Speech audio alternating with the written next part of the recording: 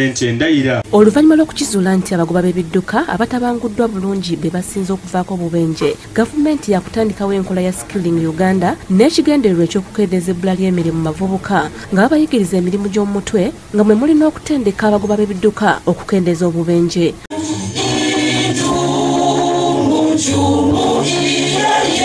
Abavubuka nabe bafulumiziddwa nga bakuguse mu defensive driving ng'omukolo gubadde Hoima n'ekigendererwa eky'okubafunira emirimu mu kampuni z'amafuta mu kitundu kino.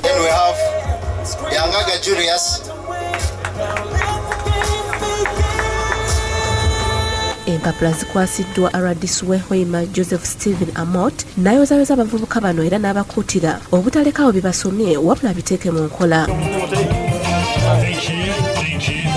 Abakulembedde mu kusomesa abavubuka bano batuwulidde ebimu ku bigendererwa byabwe. Ekikulu twagala abavubuka bafunye